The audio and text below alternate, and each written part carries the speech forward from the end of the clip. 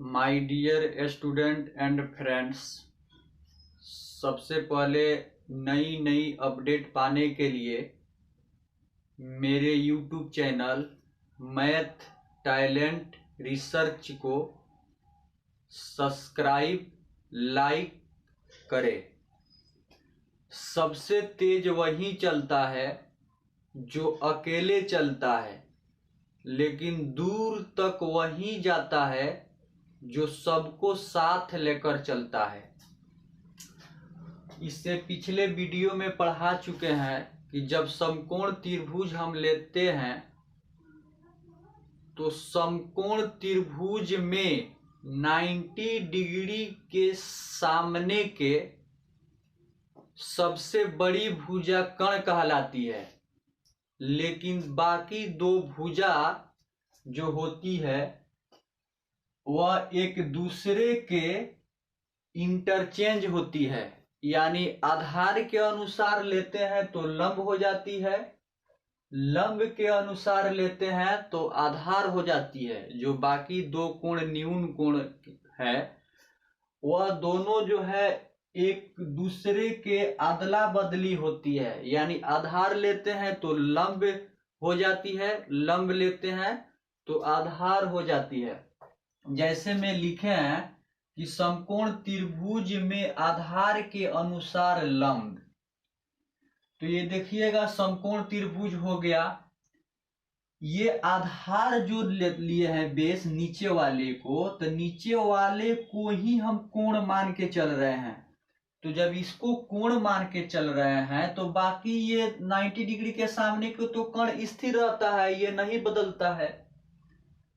लेकिन ये जब आधार वाले को कोण माने हैं तो इसके सामने का ये लंब हो जाएगा, इसके सामने का ये लंब हो जाएगा। और जब ये वाला हम कोण मानेंगे लंब वाला कोण, तो इसके सामने का लंब आधार हो जाता है और आधार वाले सामने का लंब ये हो जाता है।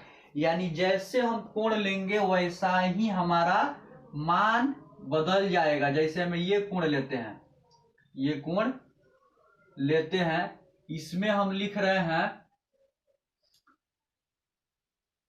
लंब के अनुसार, लंब के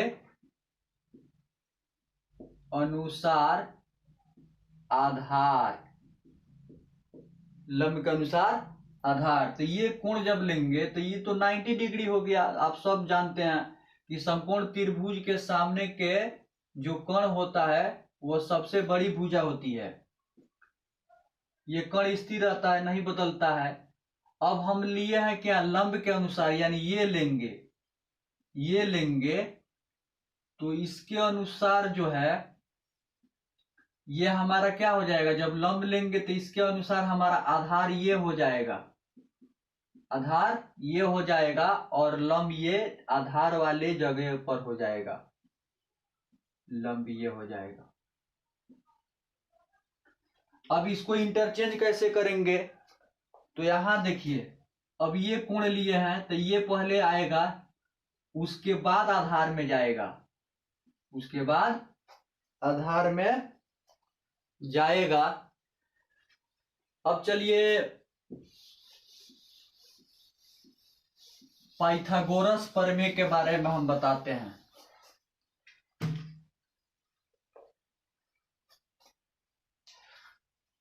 पाइथागोरस प्रमेय, पाइथागोरस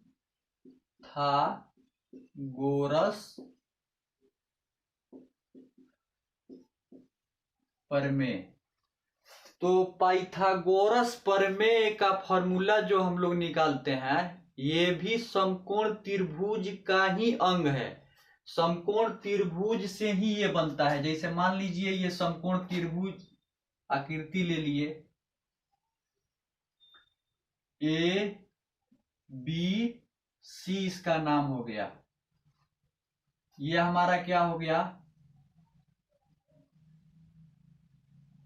कर्ण, जिसको हम इंग्लिश में एच कहते हैं, हाइपोटेनस, ये एच से सूचित करते हैं। ये क्या हो गया, आधार, जिसको हम बी से सूचित करते हैं यानी बेस कहते हैं, और ये क्या हो गया, लंब, जिसको हम पी से सूचित करते हैं, परपेंडिकुलर कहते हैं। ये कब लंब आधार बदलता है, तो जब हम त्रिकोणमितीय निष्पत्तियां को ज्ञात करते हैं तब जाकर लंब आधार इंटरचेंज होता है। मगर ये पाइथागोरस प्रमेय को जब दर्शाएंगे तो लंब का लंब स्थान हो जाएगा, आधार का स्थान आधार हो जाएगा, और कण का स्थान कण हो जाएगा, यानी वो अपने स्थान पर ही रहेगा, उसमें अदला बदली नहीं होगी पाइथागोरस के लिए। तो ये कण जब निकालेंगे तो कण ये कहता है कि हम सबसे बड़ी भुजा है, तो सबसे बड़ी भुजा जब हम निकालते हैं, जैसे मान लीजिए एक छड़ी को हम दो टुकड़ा करते हैं, ये भी एक छड़ी हो गया, ये 4 सेंटीमीटर ये छड़ी है, लगभग में लिए हैं, ये 4 सेंटीमीटर एक छड़ी लेते हैं। अब इस छड़ी को 4 सेंटीमीटर जो लिए हैं, 4 सेंटीमीटर, अब इस छड़ी को हम दो टुकड़ा करते हैं, तो दो टुकड़ा करेंगे तो हाफ हाफ हो जाएगा, यानी एक 2 सेंटीमीटर का हो जाएगा और एक 2 सेंटीमीटर का हो जाएगा, हाफ हाफ हो जाएगा। और जब दोनों हाफ हाफ को फिर जोड़ेंगे तो 4 सेंटीमीटर हो जाएगा, यानी फिर एक बड़ा छड़ी बन जाएगा। दो छड़ी के टुकड़े को जोड़ेंगे तो बड़ा छड़ी बन जाएगा, यानी 2 सेंटीमीटर 2 सेंटीमीटर फिर 4 सेंटीमीटर हो जाएगा।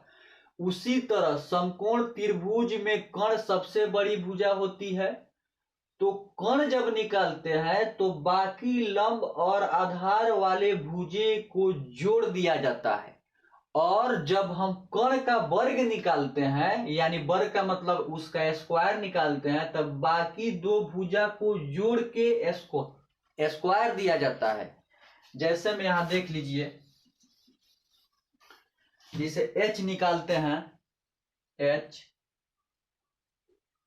तो h बराबर हो जाएगा h स्क्वायर, यानी h का हम वर्ग लेते हैं, ये कण लेते हैं सबसे बड़ी भुजा, तो सबसे बड़ी भुजा जब हम कण निकालेंगे तो लंब स्क्वायर प्लस आधार स्क्वायर हो जाएगा, यानी P square plus B square. अब इसी फॉर्मूला से हम चाहेंगे तो अंतर ज्ञात कर सकते हैं। अंतर कैसे ज्ञात कर सकते हैं, ये तो कण निकाले हैं तो दोनों का योग हो गया परपेंडिकुलर का और बेस का, तो कण का वर्ग हो गया, दोनों के योग के वर्ग बराबर कण का वर्ग। अब इसी में से बेस और पी निकाल सकते हैं समीकरण को अलग अलग तोड़ के। जैसे देखिए, जब हम ये h बराबर P square plus B square, तो हम इस तरह भी लिख सकते हैं P square plus B square बराबर एच स्क्वायर। h को हम इधर रखे या उधर रखे कोई दिक्कत नहीं है। बदलता मान कब है, जब प्लस वाले को दूसरे साइड वाले में भेजते हैं तो सिर्फ चिन्ह बदल जाता है, ज्यों का त्यों मान रहेगा। तो P square plus B square बराबर एच स्क्वायर, इसको इधर लिख लिए, इसको इधर लिख लिए।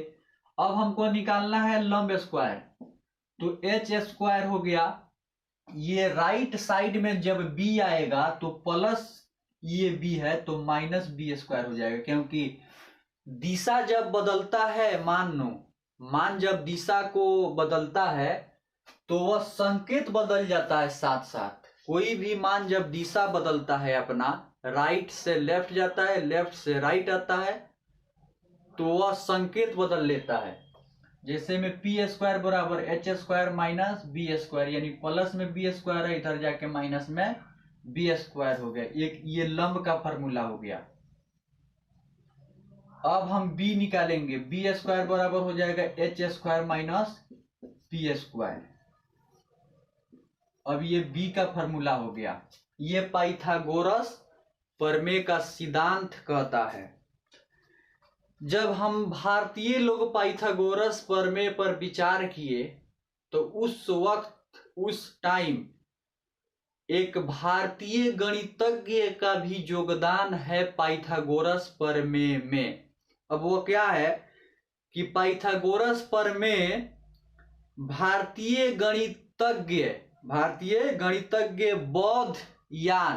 बौधायन ने भी स्पष्ट किया था, इसलिए इसे पाइथागोरस बौधायन प्रमेय भी कहा जाता है। बौधायन प्रमेय भी कहा जाता है। पाइथागोरस प्रमेय तो है, लेकिन पाइथागोरस प्रमेय में एक भारतीय गणितज्ञ जो है अपने योगदान दिए थे, इसलिए उनको भारतीय गणितज्ञ बौधायन ने भी स्पष्ट किया कि ये इस तरह भी हो सकता है, तो उसमें उनका भी श्रेय था। तो पाइथागोरस बौधायन प्रमेय भी इसे कहा जाता है। चलिए आगे हम लोग पढ़ेंगे त्रिभुज के गुण।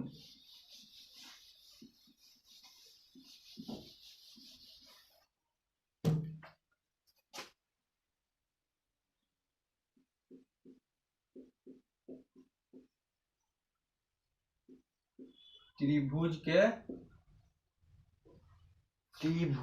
के गुण। चलिए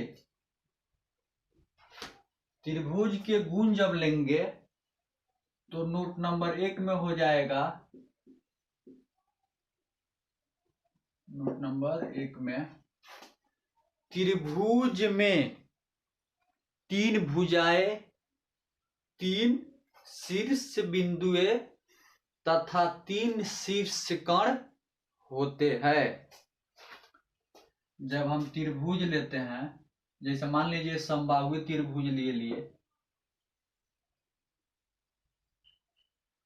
ABC, तो ये जो 2 रेखाएं जब किसी बिंदु पर मिलती है ना, तो ये शीर्ष कहलाती है, और इसके बीच जो झुकाव पैदा होता है ये कोण कहलाता है। और ये जो इस रेखा को जब पूरे लंबाई को लेते हैं तो ये भुजा हो जाती है। जैसे में देखिए इसमें शीर्ष कितना हो जाएगा, तो शीर्ष हो जाएगा इसमें 1 2 3 कौन तो A, B, C। Note number 2 में देखिएगा, नोट नंबर 2 में कोण कौन कौन हो जाएगा, कोण भी इसमें 3 है, तो कोण A, कोण B एंड कोण C ठीक है। अब हम कोण को ऐसे भी दर्शाया जाता है, जैसे कोण A, कोण B, कोण C लिए हैं, चाहेंगे तो पूरे भुजे को एक साथ लेकर भी कोण एक सबको आपस में एक एक दिखा सकते हैं। जैसे में कोण ABC, कोण BCA एंड कोण CAB, इस तरह भी दिखा सकते हैं। नोट नंबर 3 में देखिएगा, नोट नंबर 3 में भुजा इसमें कितना हो जाएगा, भुजा भी 3 होगा। कौन AB, BC एंड AC, ठीक है। अब नोट नंबर 4 में देखेंगे, नोट नंबर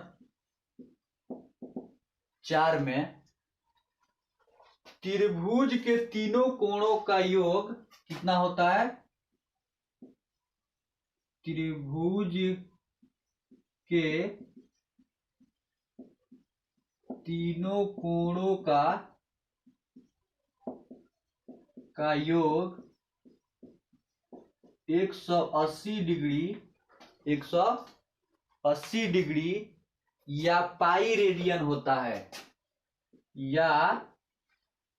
या पाई रेडियन